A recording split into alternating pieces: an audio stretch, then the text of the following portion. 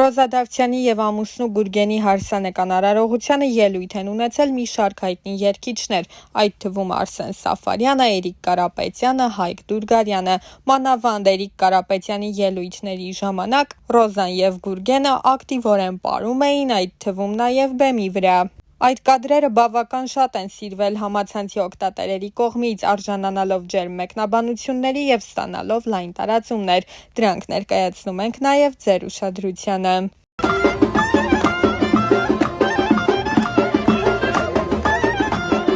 Աստծոտան իրենց օրհնությունը ստացան Ռոզան եւ Գուրգենը։ Ապրիլի 27-ն ուղղակի ընտրված օր չէ հարսանյաց արարողության համար։ Այսօր մեր գեղեցկուհու հայրիկի երկնային ծննդյան օրն է։ Ես վստահ եմ, որ քո մեջ մեծ էր ցանկությունը, որ Գուրգենն առաջինը հենց նրա հավանության արժանանար։ Այս 4 տարիների ընթացքում գիտեմ, որ հայրիկը երբեք բացակայ չի եղել քո կյանքից ու չի լինի, որովհետև նա քո սրտում է։ Գիտեմ, որ շատ է զրուցում իրեն հետ։ Թող շնորհավոր լինի նրա երկնային ծնունդը, որն այսօր դարձավ քեզ համար նաև նոր կյանքի ձևավորման օր։ Նաև գիտեմ, որ այս պահին եւս դու հայրիկին ասելիք ունես։ Այնպես որ խնդրում եմ բոլորիդ ուշադրությունն էկրանին, շնորհակալություն։ Շնորհակալություն։ Շնորհավոր։ Արդեն 4 տարի ամենք միասին չենք նշում։ Ոչ մի առիթով չեմ խոստովանել մեծագույն սիրուս մասին, բայց հիմա ուզում եմ գոռամ, որ ես քեզ սիրում եմ։ Միակ սփոփանքը ողջ ողբերգության ներսում հավատի նշույլն է, քո զգացածների մեջ իմ սերը գտնելու։ Ու այսօրվանից այսօրը կրկնակի անգամ օրհնված է։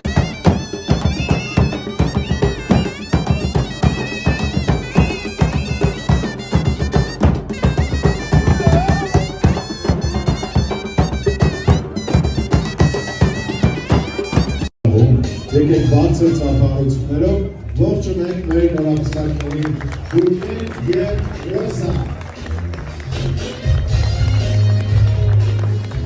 Դերասանուհին կարելի է ասել առաջին անգամ խոսել էր անձնական ու ընտանեկան մի քանի թեմաների մասին, որի ամենակարևոր հատվածներն էլ ներկայացնում ենք ձեր ուշադրությանը։ Մեր հանդիպածը դժվարությունն է, պայքարը, ցավը, անորոշությունն ու ձախողումը։ Մարդիկ, ովքեր չեն հանդիպում սրանց, ուրեմն չեն վաստակելու կյանքի անհոգ ու երջանիկ օրերը, որովհետև դժվարությունը պարգև է եւ հարթեցնող ուղի դեպի մտածածին երազանք, որովհետև ամենամսոտ ու յուղոտ հաջողությունը հում ու արյունոտ սկզբնաղբյուրից է խմորվում։ Վեհ ու հավատարիմ մնա քո ընտրածին, մի վազի դեպի գայթակղիչը, ողորմություն մի խնդիր լուր եւ բարձր ճակատով մնա քո բարձունքներում, որովհետև դա է քո իրական տեղը։ Մեր պատմությունը տարբեր է ու բնավ նմանություն չունի քո իմացածներին։ Իմ անցած ճանապարհը շատ ավելի անհարթ է, քան դու կպատկերացնես, բայց ես անցնում եմ այդ ճանապարհը վեհորեն եւ անտրտունջ։ Այս կյանքում ինձ բաժին հասածը կորցնելու եւ գտնելու մասին ճանապարհներն են։ Իմ բոլոր գտածների հետևում կորուստներ են, բոլոր ձեռքբերումներիս հետևում անթիվան համար ձախողումներ, բոլոր ժպիտներիս հետևում հեկեկոցներ։ Կորուստներ կան, որոնք չեն փոխարինվում, չեն մոռացվում, չեն սպիանում եւ ի հակառակ նշվածներին խորը արմատներ գցելով օրերից մի օր անգամ ծիլ են տալիս, բայց գուցե փառատողը այն է, որ գտնվելիքների մեջ եզակիորեն, բայց գոնե լինում են դեպքեր, որ երջանկացնելու ձևը եւս չմոռացվողներից է դառնում։ Ես չեմ վախենա ասել, որ հորս կորցնելուց հետո քեզ գտնել է իմ կյանքում եղած, լինելիք եւ այժմյան եղածներից ամենից անգինն է։ Իմ փոթորկոտ կյանքին հանգստություն տվողն ես, իմ չբթացող ցավերի լուր կիսողն ես, իմ մենակ օրերի անփոխարինելի ընկերն ես, իմ հաջողություններից անմնացորդ երջանկանցող ու վշտիս մեջ հետս լացողն ես։ Գուցեև ուժեղ եմ ես, բայց դու ինձ դարձնում ես անպարտելի։ Հիմա ես իմ հետևում ունեմ անթիվ անհամար կորցրած եւ գտած ճանապարհներ եւ վերստին անդառնալի հավերժ փակված կողպեկված դռներ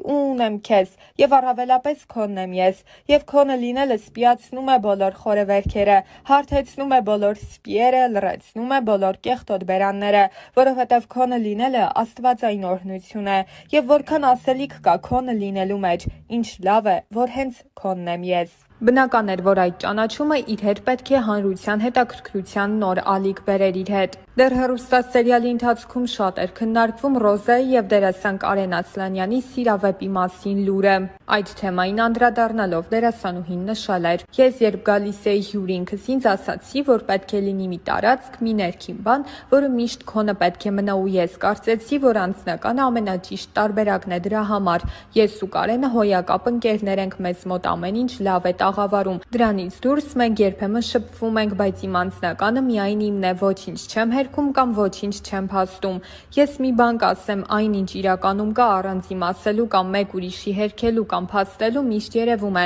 Թողնենք ժամանակի վրա ամեն բան ցույց կտա ճիշտը»։ Զրույցի ընթացքում Ռոզան նաև նշել էր, որ մինչ սերիալում նկարահանվելը զուգընկեր չի ունեցել, սակայն չի նշանակում, որ հիմա եւս չունի։ Ուրեմն իմ մոտ էլ հակառակ process-ն է, ես էլ չեմ ուզում հարամ ճիշտն ասած, բայց քանի որ շաքարից, հյութերից,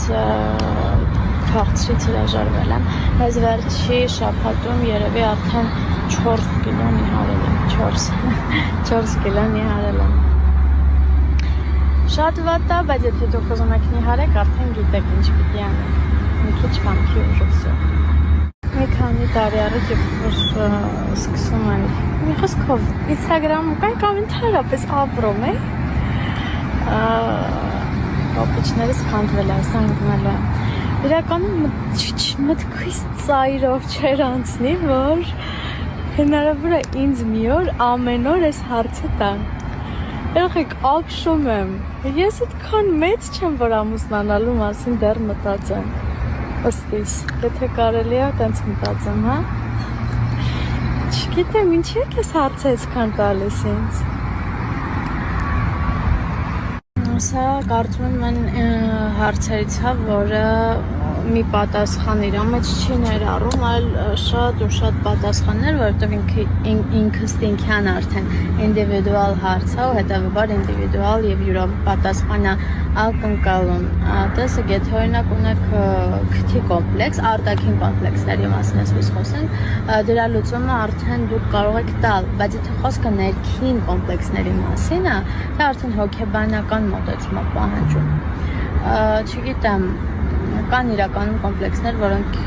այնքան էլ կոմպլեքս չեն, ինչքան մենք ենք դա դարձնում այդպիսին, բայց արդեն ներքին կոմպլեքսները դրանք լուրջ բարդություններ են, որոնց դեմ պիտի հոգեբանորեն պայքարեք։ Չգիտեմ ինչքանով կարողացա օգնեմ, շատ դժվար հարցեր, դժվար պատասխանել ակնկալում էր։ Սա համարենք վերջին հարցը, որովհետև գիտեք, որ ես ատում եմ շատ ստորիներ ու երբ որ իմ մոտ էլ այնպես ստացվում, որ շատ են, նյարդերից չգիտեմ ինչ եմ, Instagram չեմ մտնում, որ չտեսնամ, որ շատ եմ գցել։ Տեսեք, ես այս հարցին, թե հաղորդման ժամանակ, Օվսիկետ մեր հաղորդման ժամանակ, թե առհասարակ ստորիներով ինչքան տալիս եք, ես անընդհատ պատասխանում եմ, կամ դուք ուշադիր հետևորդներ չեք, որ այս հարցն ինձ անընդհատ տալիս եք, կամ չգիտեմ։ Դուք մտածեք արդեն ձեր պատասխանները գտեք։ Էլ չեմ պատասխանելու։ Всё։ Բարի լույս։ Իրականում հաճելի է, երբ որ բարի լույսն ասում ես տեղին ու ճիշտ ժամանակին, ոչ թե օրինակ արթնանում ես կեսօրին, բայց կոնտենտ վարելու համար ասում ես բարի լույս։ Ես բարի լույսը դիմավորել եմ, դրա համար բոլոր իրավունքներն ունեմ ձեզ ասելու բարի լույս եւ ասեմ, որ ոչ թե դուրս եմ եկել վազելու, չնայած նրան, որ ես երկար տարիներ զբաղվել եմ շատ ակտիվ սպորտով, առավոտները վազել եմ, հիմա բայց այդ ժամանակը չունեմ, բայց դուրս եմ եկել, որովհետեւ տունը չէր ստացվում կարդալ, մի քանի փորձեր արեցի անհաջող, հիմա որոշել եմ փոխեմ լոկացիան, որովհետեւ պետք է ինձ կարդալ։ Ու չեմ քնել բարի լույսը դիմավորել եմ, որովհետև դիտում եմ կինոներ, բացերը լրացնելու համար։ Ընկերներ, վերջապես ես տանն եմ, ինչպես տեսնում եք, եւ մի շատ կարևոր բան, որքան առիթներ եղել են երկրից դուրս գալու, թե ճամփորդելու, թե գործնական, եթե միևնույնն է, ես ոչ մի երկրում ինձ լավ չեմ զգում եւ բանը ընդհանրապես նրանում չէ, թե ինչպես են ինձ ընդունում, ինչպես են հյուրընկալում, այլ իմ հոգուց է, իմ ներսից է, որ ես չեմ կարողանում ինձ լավ զգալ։ Գիտեք, ես ուրախ եմ ու ես ամեն անգամ հետ վերադառնալուց եմ հասկանում, որ ես